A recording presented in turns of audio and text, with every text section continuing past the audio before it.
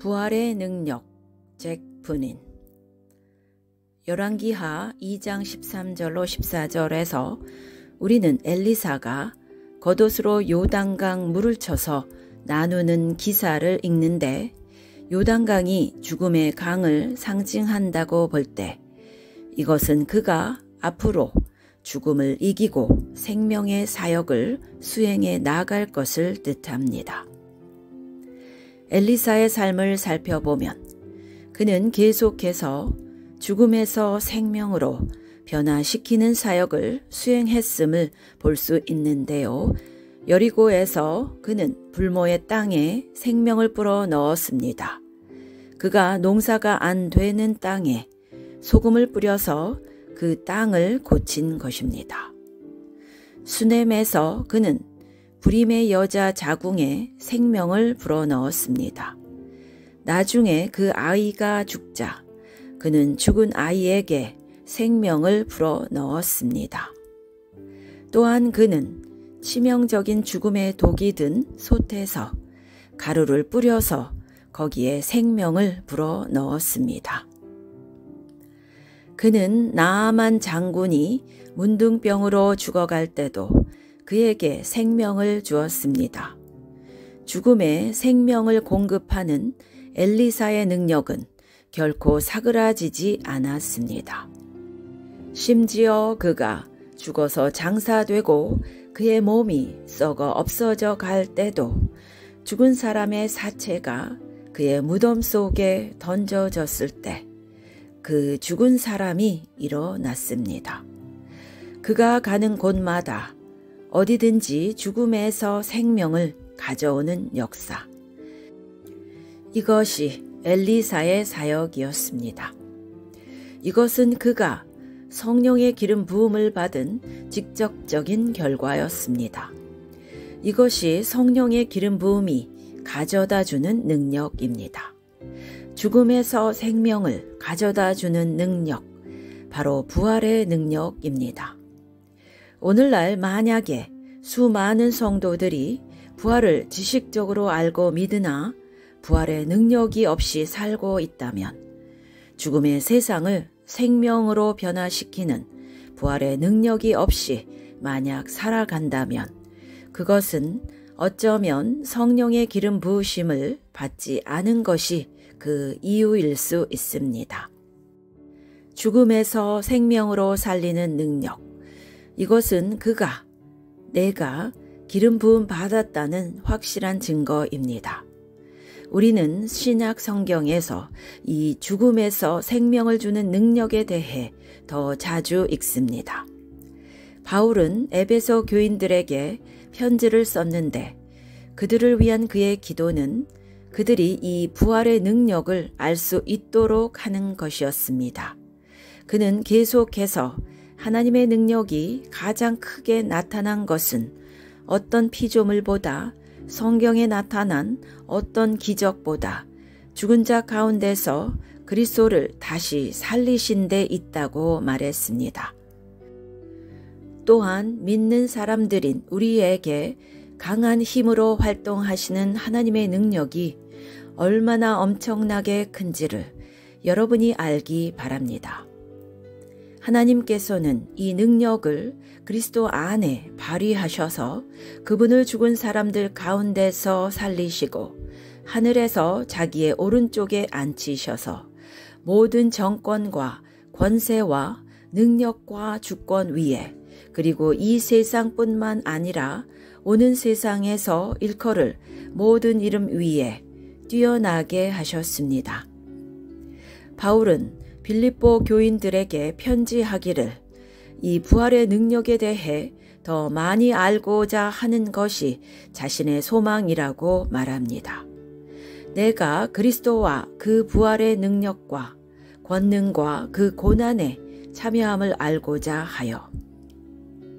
이 부활의 능력은 잭 분인이 확신하건대 예수님이 제자들에게 너희가 성령을 받을 때 능력을 받을 것이라고 하셨는데 그게 다름 아닌 바로 부활의 능력이라고 봅니다. 이 능력은 죽음에서 생명을 가져오는 능력입니다.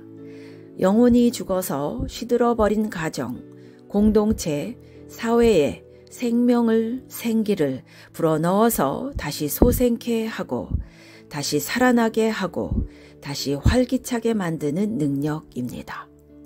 하나님은 오늘날에도 이 능력을 우리에게도 부어주시기를 원하십니다. 여러분, 이것이 기름 부음의 표, 외적 증거입니다.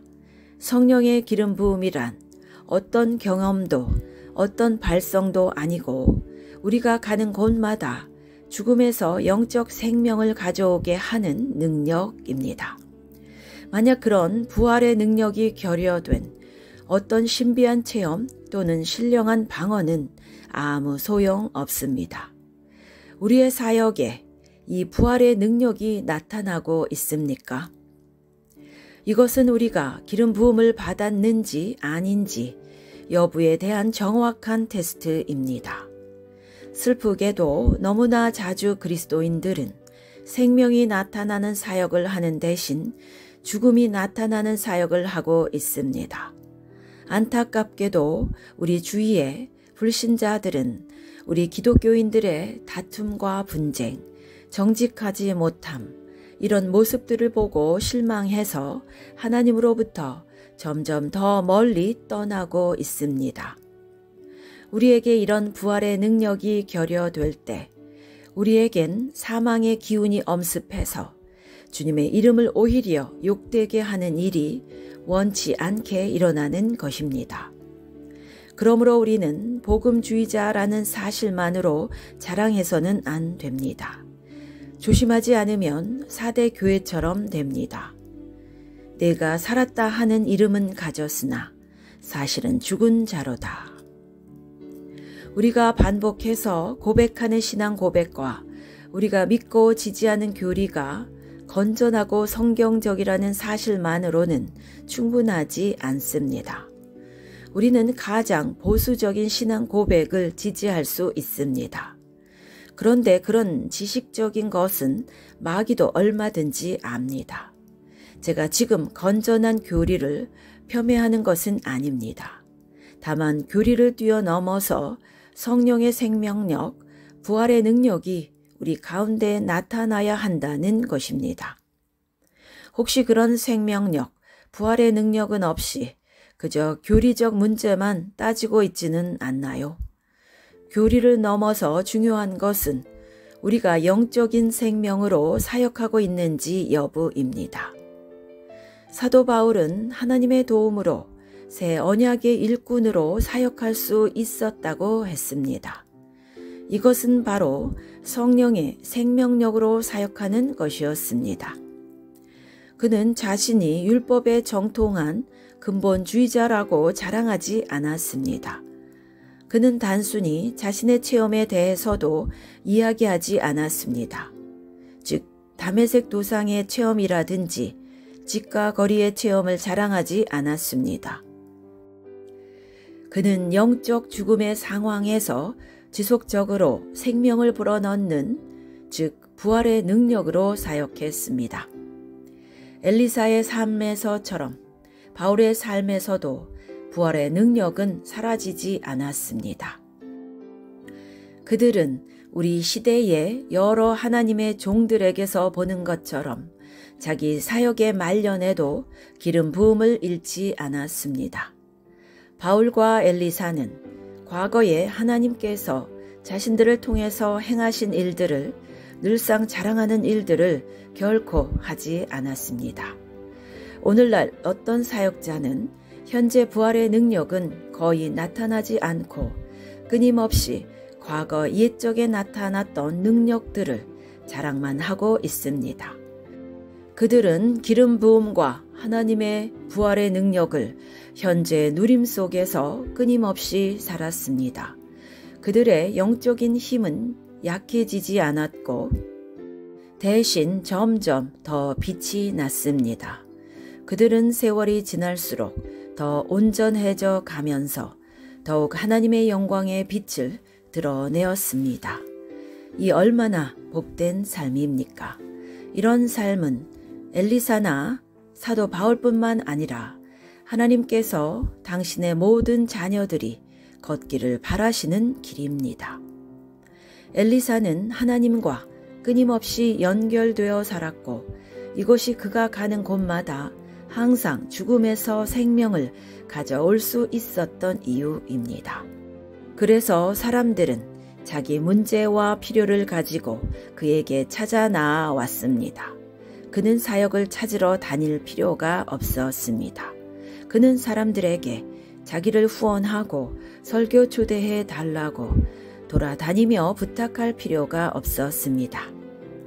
사역의 기회는 어떤 노력을 기울이지 않아도 엘리사에게, 바울에게 계속 풍성하게 열려졌습니다.